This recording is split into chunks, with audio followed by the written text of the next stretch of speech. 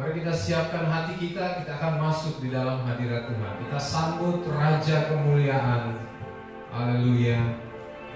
Kau yang layak dipuji, Kau yang layak disembah, punya mula hormat dan kemuliaan sampai selama-lamanya. Haleluya. Kami bersyukur Tuhan untuk pemeliharaanmu, untuk kebaikanmu, untuk kasih-Mu bagi setiap kami. Oh, biar segala yang bernafas memuji dan menyembah Engkau. Haleluya.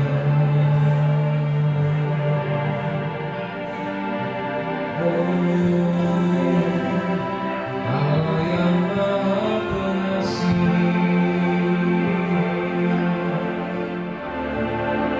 Allah yang setia, Allah yang baik. Kasih-Mu tak berkesudahan sampai selamanya. Biarlah umat-Mu menyembah-Mu Tuhan, syukur kami naikkan bagi-Mu, sebab Kau yang layak terima hormat dan pujian sampai selamanya. Haleluya.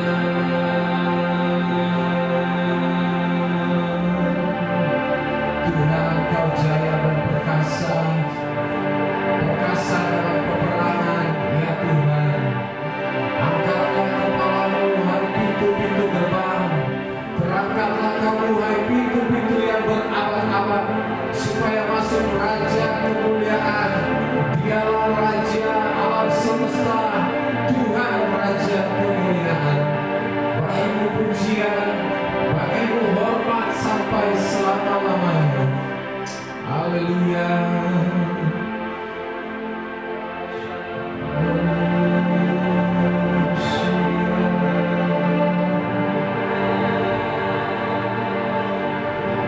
Kami yang kami sembah,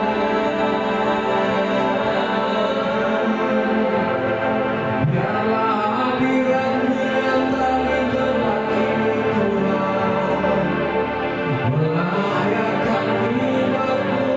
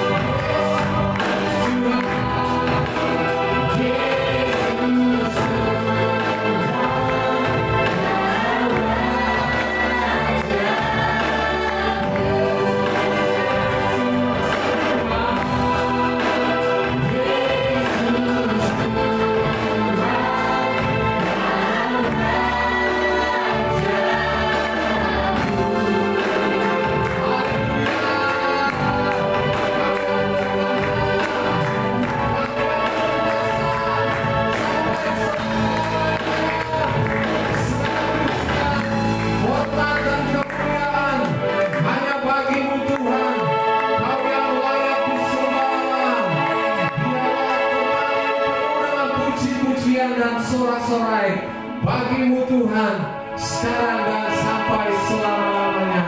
Kami siap memuji Tuhan, kami siap melompat bagi Tuhan.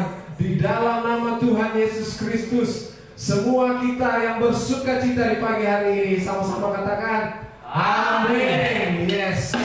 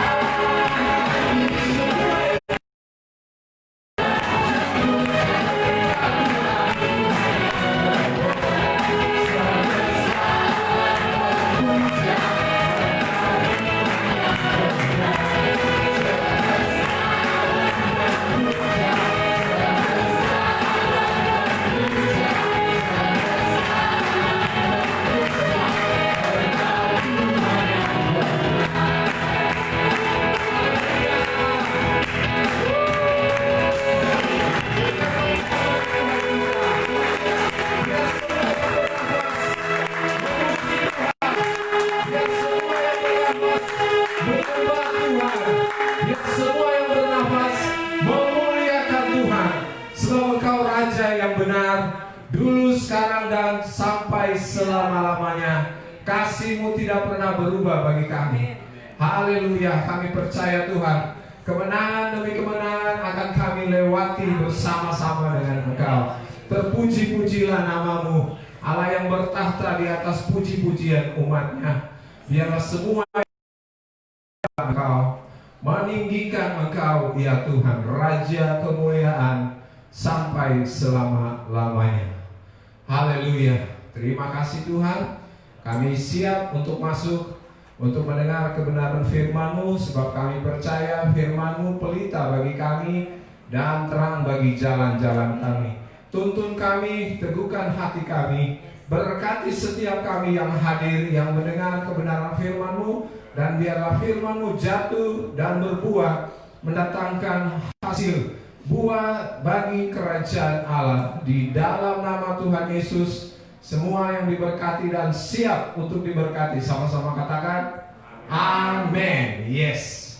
Silakan duduk kembali Bapak Ibu.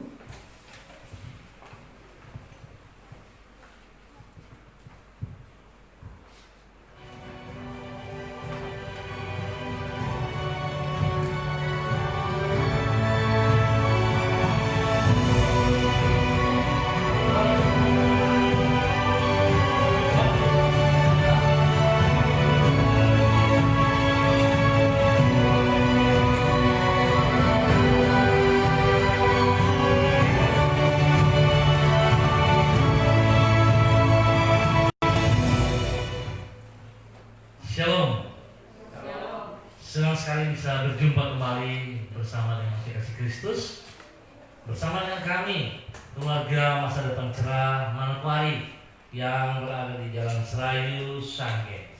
Kasih Tuhan, tidak terasa bahwa kita telah melewati waktu demi waktu, dan pada minggu ini kita masuk dalam minggu yang keempat dari bulan Juli. Berarti sebentar lagi kita akan masuk dalam bulan Agustus, dan waktunya begitu singkat, waktunya begitu cepat sekali. Betapa pentingnya saudara dalam kehidupan kita juga harus tahu, kita harus mengerti kehidupan kita. Kalau kita hidup tanpa sebuah tujuan, maka sesungguhnya kehidupan kita menjadi sesuatu yang sia-sia. Kita akan membuang waktu percuma di dalam kehidupan kita. Kita telah pelajari bersama-sama sepanjang bulan ini bagaimana kita harus menyelesaikan pertandingan sampai akhir. Di dalam penyelesaian tugas kita untuk menyelesaikan pertandingan, maka ada 4 tantangan yang harus kita lewati. Minggu pertama kita sudah belajar tentang mentalitas menyerah kepada nasib, yaitu mentalitas fatalis, fatal, gagal total. Yang kedua, kita telah belajar tentang bagaimana kita harus mengalahkan mental tidak disiplin, yaitu tidak mampu mengendalikan diri kita. Jadi masalahnya berada dalam diri kita, bukan dari luar. Yang ketiga, kita telah belajar tentang bagaimana kita harus mengalahkan mentalitas tidak fokus, yaitu hidup yang tidak terarah. Dan minggu ini kita akan belajar bagaimana kita harus mengalahkan mental miopi. Ya, miopi. Kalau dalam bahasa ini dikatakan radu jauh. Ya, kita harus bisa mengalahkan itu untuk bisa mencapai sasaran. Oleh sebab itu, kekasih Kristus, kita akan sama-sama belajar, dan saya sangat berharap kita memperhatikan hal ini sebab sangat penting, di mana kita bisa mengalahkan perintah kita yang keempat adalah mental miopi. Ini penting sekali, saudara. Kenapa kita harus mengalahkan mental miopi ini? Ya, kalau kita tidak bisa mengalahkan mental miopi, maka kita tidak mempunyai target yang sebenarnya. Nah, sebab itu mari kasih Kristus, saya mengajak kita sama-sama membuka dari 1 Korintus pasal 9 ayat 24 sampai dengan 27.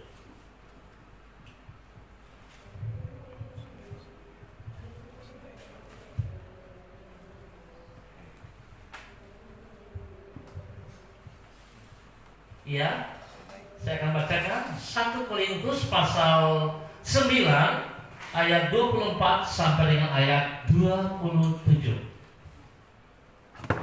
Demikian firman Tuhan. Tidak tahukah kamu bahwa dalam gelanggang pertandingan semua peserta turut berlari, tetapi bahwa hanya satu orang saja yang mendapat hadiah? Karena itu larilah begitu rupa sehingga kamu memperolehnya. Tiap-tiap orang yang turut mengambil bagian dalam pertandingan menguasai dirinya dalam segala hal. Mereka berbuat demikian untuk memperoleh suatu mahkota yang fana, tetapi kita untuk memperoleh suatu mahkota yang abadi. Sebab itu aku tidak berlari tanpa tujuan, dan aku bukan petinju yang sembarangan saja memukul, tetapi aku melatih tubuhku dan menguasainya seluruhnya, supaya sesudah memberitakan Injil kepada orang lain, jangan aku sendiri ditolak. Demikian jawab pembacaan firman Tuhan pada pagi hari ini. Baik kasih Kristus, sebuah cerita seseorang ingin berpergian, lalu dia menunggu di halte bus untuk mengikuti bus. Dan dia bertanya kepada sopir bis, "Pak, mau kemana?" Sopir bis bilang, "Saya nggak tahu mau kemana ini mobil. Saya hanya membawa saja." Lalu kemudian sang sopir juga bertanya kepada penumpang itu, "Lantas kalau Anda mau kemana?" Penumpang pun berkata, "Saya juga nggak tahu saya mau kemana. Yang penting saya naik bus saja." Nah, saudara, kalau kehidupan kita seperti begitu, waktu yang percuma. Kita tidak tahu, naik bus kita tidak tahu mau kemana. Sopir bis mau ngomong, dia juga nggak tahu mau kemana. Tanpa tujuan, tanpa arah yang jelas. Sangat berbahaya sekali, saudaraku. Kalau dalam kehidupan kita, seringkali kondisi kita seperti itu. Hidup kita tidak tahu tujuannya, kita tidak tahu arahnya. Nah, saudara perhatikan, dalam ayat 27, Paulus berkata bahwa ia melatih tubuhnya dan menguasainya seluruhnya dengan alasan agar supaya sesudah menyelesaikan tugas yang ia embankan dalam hidupnya, yaitu memberitakan Injil, ia tidak ditolak oleh Tuhan. Jadi Rasul Paulus menyadari akan hal ini. Setiap pelayanan yang ia lakukan, dia sadari apa yang harus dia kerjakan harus punya sasaran, harus punya tujuan. Bagaimana saudara dan saya hari ini? Apakah yang kita lakukan dalam kehidupan kita punya sasaran, punya tujuan, atau hanya sekedar saja? Ya, kita harus mengerti hal ini. Paulus tidak mau menjadi orang yang setelah memberitakan Injil dan dinyatakan tidak memenuhi syarat. Syarat apa, saudara? Syarat untuk tidak menjadi pemenang, untuk menjadi pemenang. Jangan sampai dia memberitakan ini, tapi ternyata dia tidak memenuhi syarat, tidak menjadi pemenang. Ya, sangat penting, saudara. Seringkali kita juga masuk pendidikan, kita masuk sekolah, tapi kita tidak tahu apa artinya kita masuk sekolah. Sehingga seringkali kita sekolah asal sekolah, karena kita tidak punya tujuan yang sesungguhnya. Padahal kalau saudara tahu begitu besar biaya yang orang tua keluarkan untuk anak-anak bersekolah. Tapi kalau anak-anak sekolah asal sekolah, tidak mengerti tujuannya, betapa sayang. Buang-buang waktu saja. Ya, buang-buang waktu. Tapi kita harus tahu segala sesuatu yang kita buat, kita harus tahu tujuannya. Kalau tidak, sangat disayangkan. Paulus tidak ingin hidupnya ternyata tidak meraih sasaran, alias di akhir kehidupannya ia dapati hidupnya sia-sia. Mengapa sia-sia? Di dalam ayat 26 ia menjelaskan, yaitu karena ia berlari tanpa tujuan atau petinju yang sembarangan saja memukul. Ya, dia tahu kalau kita melakukan sesuatu tanpa sasaran, tanpa tujuan, maka semuanya itu sia-sia, kekasih Kristus. Jadi betapa pentingnya kita harus tahu tujuan kita. Di samping hidup ini harus fokus pada sasaran, yaitu sebagaimana yang telah kita pelajari pada minggu yang lalu. Hidup ini harus selalu memiliki tujuan atau visi. Selain kita harus fokus, tapi kita juga harus mempunyai visi, saudaraku. Sebab kalau kita fokus dan tanpa visi, maka gagal. Kita punya visi, tidak fokus, kita juga gagal, saudaraku. Betapa pentingnya kedua hal ini sangat berkaitan dan kita harus mengerti. Nah, kekasih Kristus berarti perintah keempat yang harus ditaklukkan di dalam kehidupan pada minggu ini adalah mental miopi. Apa sih yang dimaksud dengan miopi? Ya, miopi adalah kelemahan mata yang disebut dengan rabun jauh. Ya, kayak kalau saya ini pakai kacamata nih, rabun jauh. Ya, kalau dekat saya masih bisa lihat jelas. Tapi kalau sesuatu udah agak jauh, maka kabur. Nah, itu disebut dengan miopi. Ya. Demikianlah orang yang hidup dengan mental miopi, ia saudaraku. Kalau dia punya uang, maka dia akan menghambur-hamburkan uang untuk keenakan, kesenangan hanya sesaat saja. Dia tidak pernah akan berpikir bagaimana dia harus menabung uang itu untuk masanya yang jelas. Dia nggak peduli karena dia nggak punya visi, saudara. Ya, hanya sekedar saja. Oleh sebab itu, kekasih Kristus, kita akan hidup secara visioner, hidup dengan gambaran jauh di depan. Maka kita harus mengatasi mentalitas miopi. Kalau tidak, kita akan hidup untuk sasaran jangka pendek. Oleh sebab itu, betapa pentingnya dalam kehidupan kita harus bisa mengalahkan mentalitas miopi. Kita mengalahkan mentalitas miopi, baru kita bisa mencapai sasaran, baru kita bisa hidup di dalam visi yang jelas, saudaraku. Karena mentalitas miopi itu yang menjadi penghalang untuk visi kita. Coba saudara perhatikan baik, mengapa hidup secara visioner sangat diperlukan? Ada 3 hal yang kita belajar dari Rasul Paulus. Yang pertama, kekasih Kristus, visi memberikan alasan bagi kita untuk hidup. Visi memberikan alasan untuk kita hidup.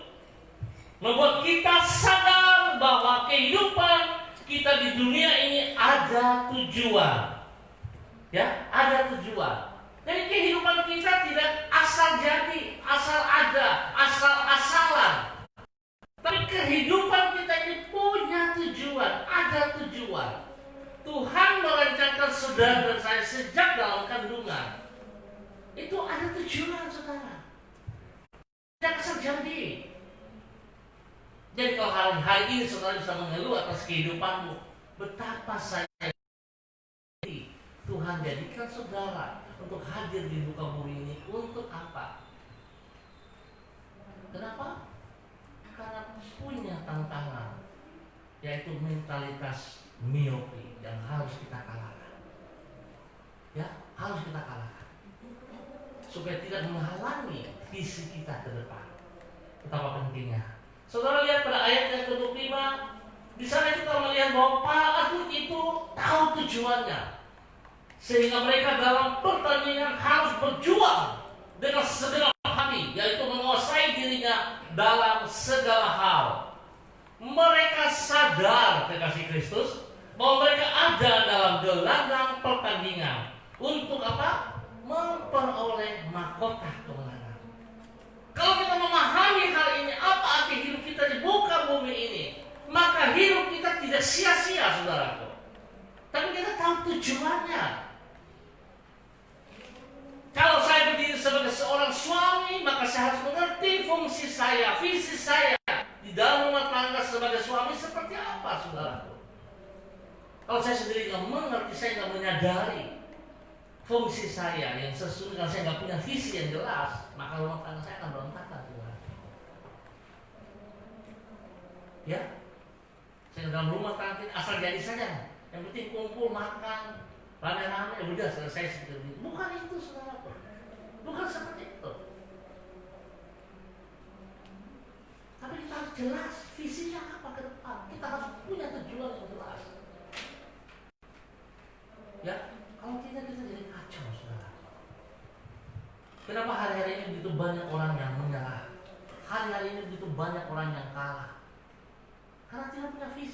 saudara.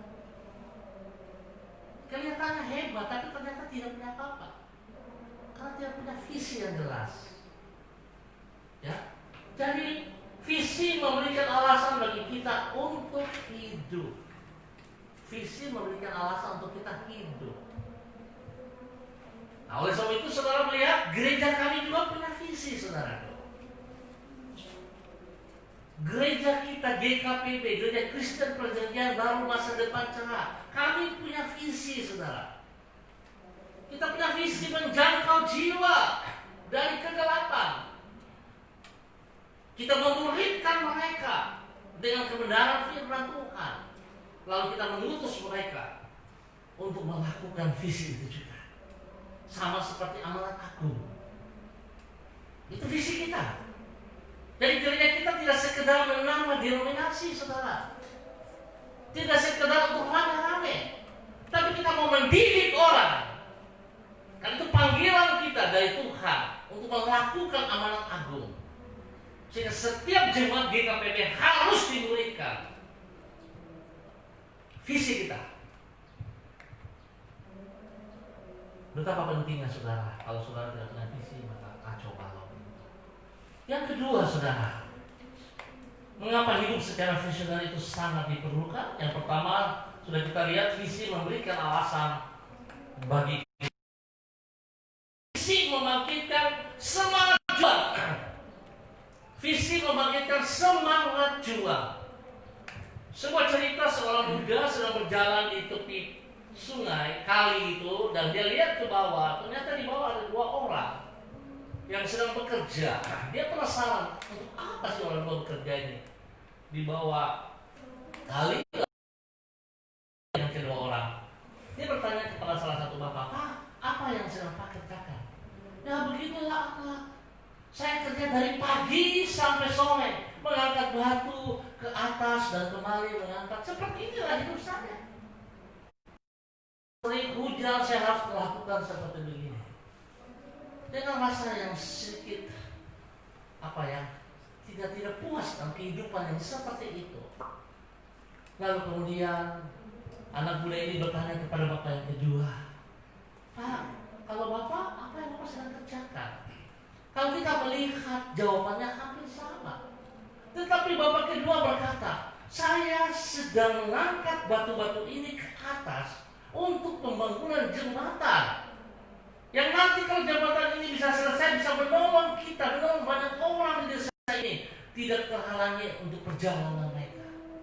Dengan semangat dia menyatakan bahwa apa yang dia kerjakan itu punya tujuan, saudara.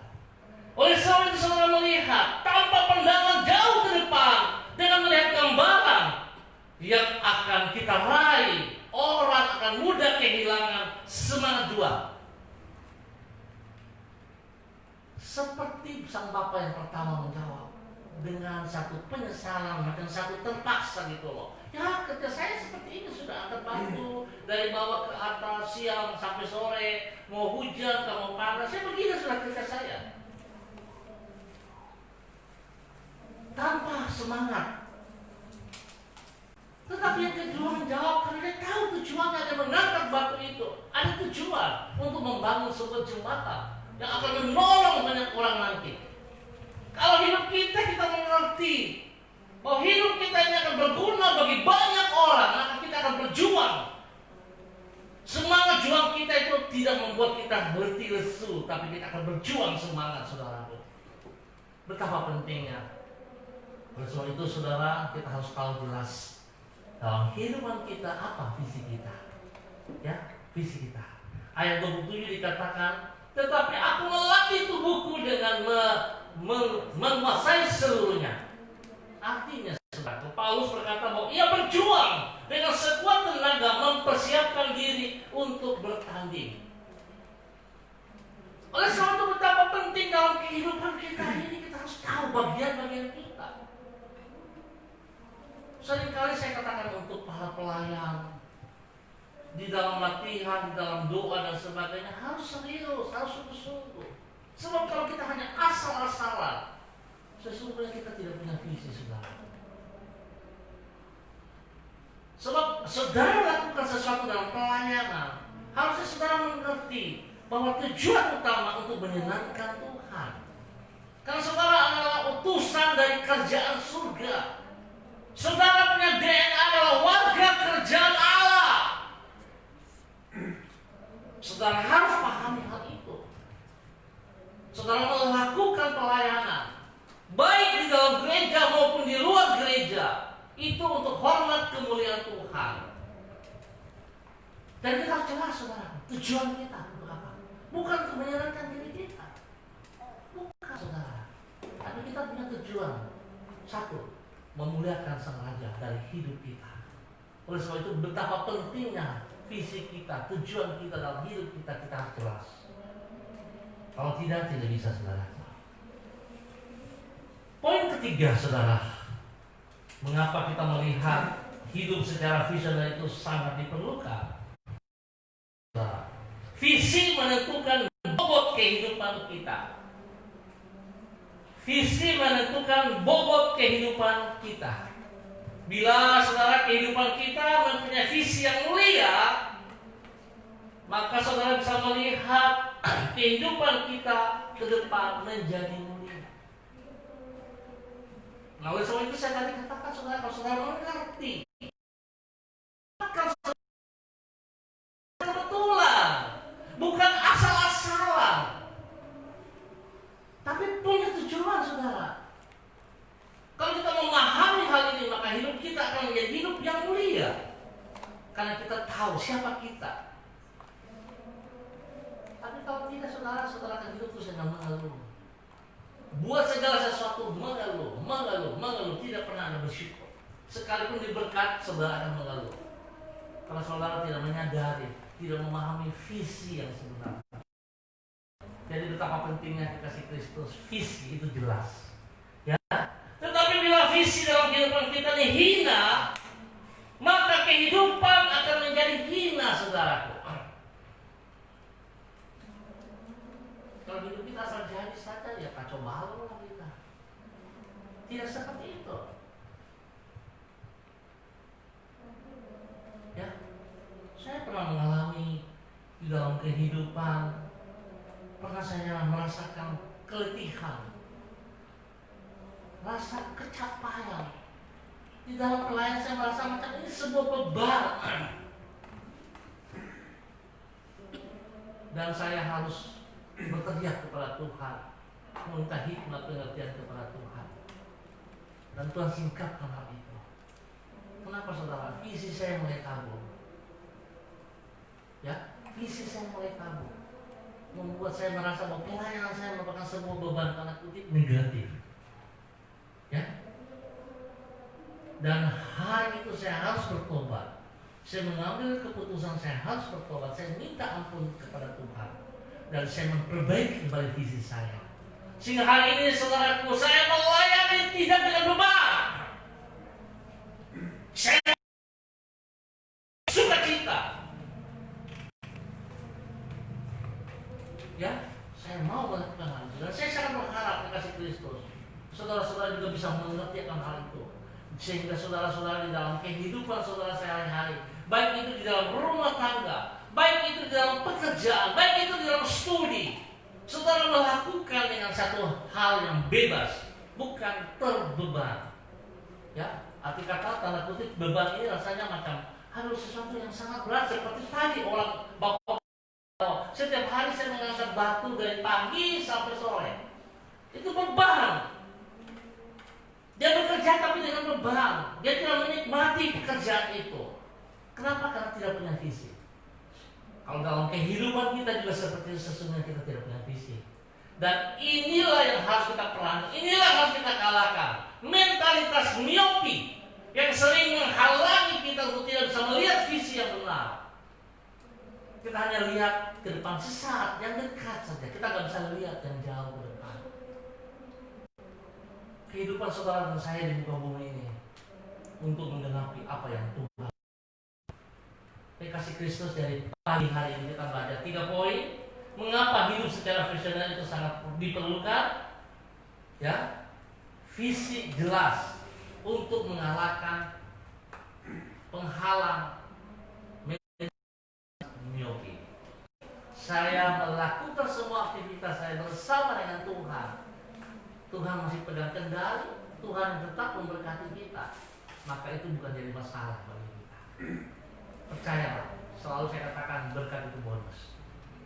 Lakukan bagian kita, Tuhan akan lakukan bagian Tuhan. Kita melakukan hal-hal yang tidak mustahil, Tuhan akan melakukan hal-hal yang mustahil. Karena kuasa Tuhan tidak terbatas, saudara. Ya, ayo kita tetap prinsip, kita berjalan dengan visi yang Tuhan. Nah, kita terakhir, saudara, visi menentukan bobot kehidupan kita, menentukan bobot, ya, nilai. Kalau visi saya mulia, hidup saya akan mulia, saudara. Tapi kalau visi saya hina, kehidupan saya juga akan hina. Jadi betapa pentingnya seseorang hidup harus punya visi, bukan asal hidup. Ya, kalau saudara asal hidup, saudara akan hidup dengan putus asa. Saudara tidak akan berhasil. Saudara bekerja apapun juga saudara tidak akan berhasil, karena tidak punya visi yang jelas. Ya, masih ingat kan kemarin yang kita belajar tentang hidup kita itu tidak tergantung dari nasib, betul ya? So, nasib tidak menentukan hidup kita. Hidup kita tergantung dari perjuangan kita. Kalau saudara hidup dari nasib seperti hidup dalam judi, togel-togel itu. Oh, besok keluar nomor ini, sio ini, berharap tidak keluar, bisa kacau, saudara. Ya kan? Tapi kalau dia jual, kita tidak tergantung dari nasib. Kita berjuang, kita lakukan bagian kita, dan kita mengerti apa yang kita lakukan. Kita punya visi, Tuhan bersama-sama dengan kita. Saudara melihat bagaimana perjuangan yang Yesus Kristus memberikan kepada saudara dan saya. Dia punya visi, ada di muka bumi ini.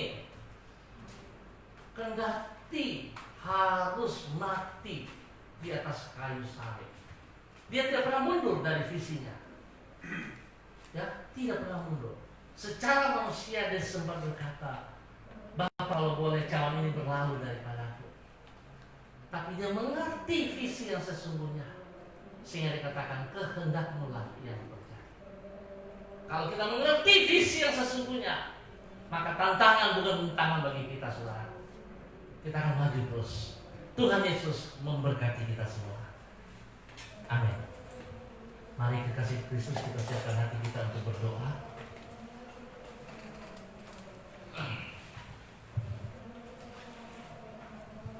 Bapa, di dalam nama Tuhan Yesus Kristus, kami bersyukur dan terima kasih karena penyertaan Tuhan bagi kami sepanjang bulan Juli ini. Boleh kami lewati semua dengan baik, dengan benar. Kekuatan Tuhan ada bersama-sama dengan kami. Hikmat Tuhan bersama dengan kami. Engkau tidak pernah membiarkan kami berjalan sendirian. Bahkan Tuhan, seringkali kami merasa bahwa tidak ada orang yang bisa menolong kami. Tetapi sesungguhnya Tuhan, Engkau tidak pernah meninggalkan kami. Biarlah tantangan yang kami hadapi ke depan, kami harus bisa menyelesaikannya itu semuanya dengan baik sampai selesai. Tuhan, tolong kami untuk boleh memiliki mental kerajaan. Janganlah kami kalah sebelum berperang, tapi kami akan maju ke depan dengan visi yang jelas. Pada minggu terakhir, pada bulan Juli, kami belajar tentang visi yang jelas. Bagaimana kami harus mengalahkan penghalang mental biopi. Tuhan, tolong kami supaya kami bisa maju ke depan dengan kekuatan Tuhan. Berkati semua kami yang hadir pada pagi hari ini, baik yang ada di tempat ini, baik yang mengikuti kegiatan secara online. Tuhan, berkati kami semua. Bapa, terima kasih. Kami tetap berdoa untuk bangsa negara kami. Kami mohon belas kasihan-Mu, biarlah kasih-Mu turun bagi bangsa negara kami, sehingga keadaan bangsa negara kami boleh dalam keadaan yang tenteram, tenang, damai. Tidak ada kekacauan. Dan kami juga tetap berdoa untuk mematahkan seluruh sampah virus corona ini. Kami halau keluar dari bangsa negara kami, dari tanah Papua dan dari kota Manokwari, di dalam nama Tuhan Yesus Kristus. Terima kasih ya Tuhan.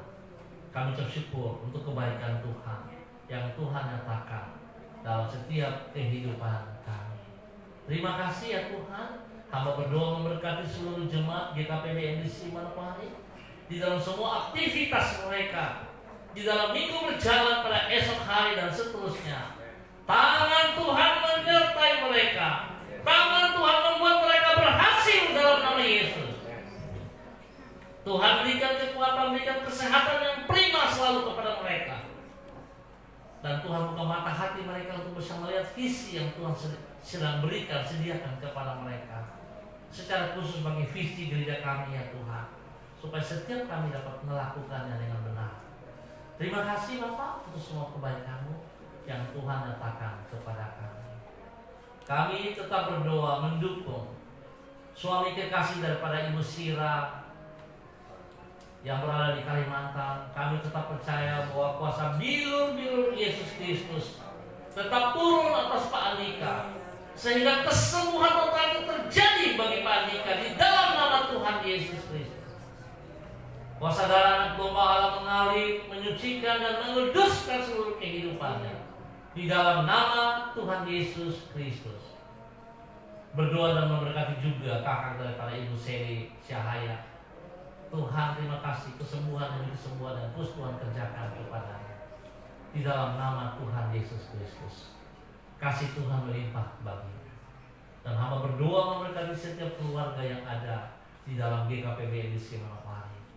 Biar Tuhan, kehadiran-Mu di tengah-tengah keluarga ini memberkati mereka secara fisik dan secara rohani.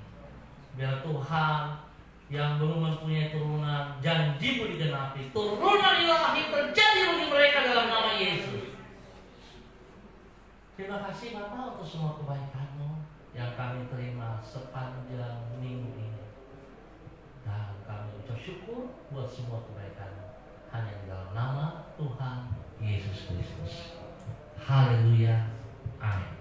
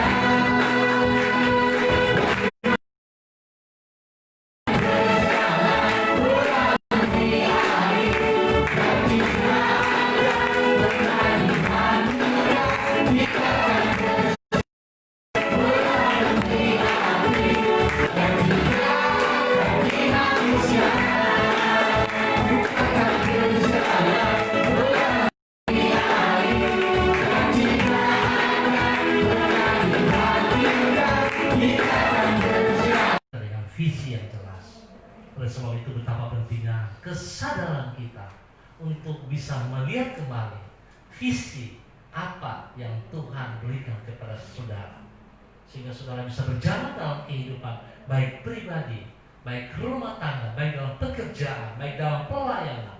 Visi apa yang harus saudara lakukan itu jelas. Mari kasih Kristus, angkat kedua belah tanganmu dan terimalah berkat Tuhan.